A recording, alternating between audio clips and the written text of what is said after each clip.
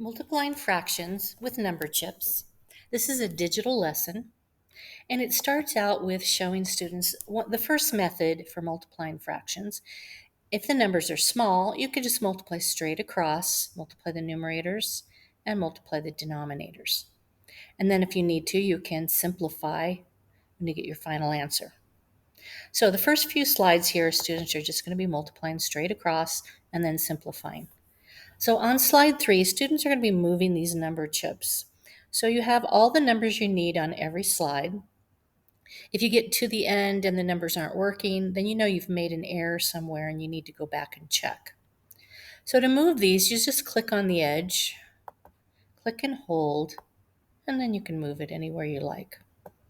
So for example, this first fraction multiplication, you multiply the numerators 2 times 8 and you get 16, which would be a 1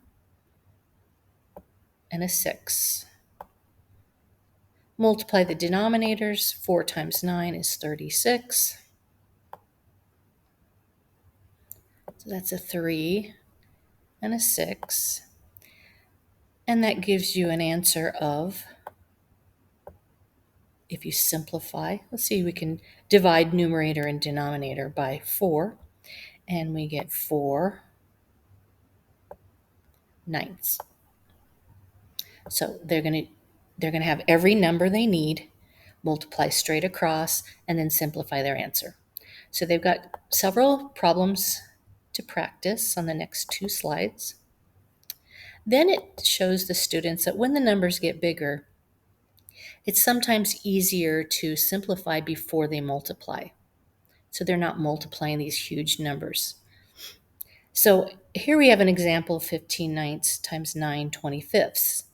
Well, they can divide out a common factor as long as one number is in the numerator and one's in the denominator.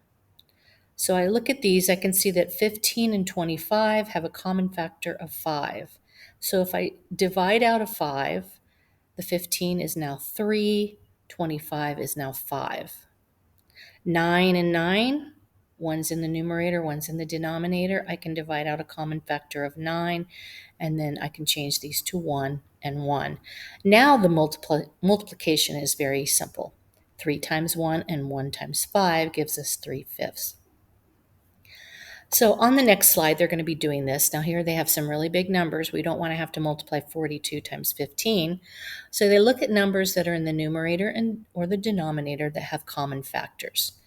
And it asks them a question here, what common factor can you divide from both 5 and 15? Well, now they're going to move the 5 into place. I can divide both of those numbers by 5. What common factor can you divide from 6 and 42? Well, that would be 6. So they move the 6. Now they're going to do that division, okay? 5 and 15. So the 5, if I divide by 5, will now be a 1. 15, if I divide by 5, will be 3. Now I look at the other two numbers, 6 and 42. 6, if I divide by 6, will give me 1. And 42 divided by 6 gives me 7. So now my numbers are smaller. Now I can multiply straight across, and I get 1 over 21. So just walk students through those steps.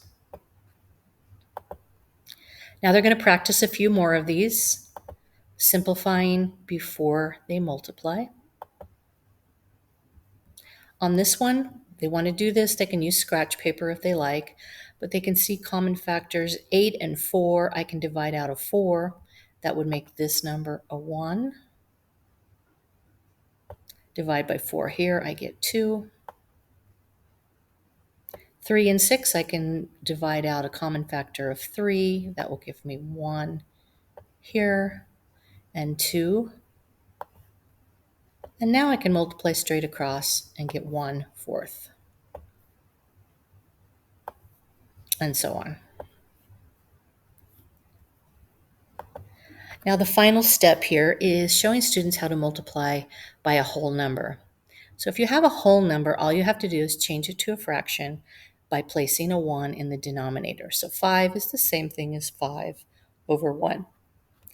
So you change them both to fractions, then you can multiply straight across, simplify if you need to. So the very last slide, they're going to be doing that. So we're going to change this 3 to 3 over 1.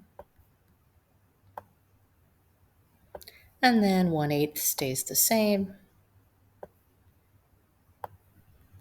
We can multiply straight across, and that gives us 3/8. And again, they're going to use every number on every slide.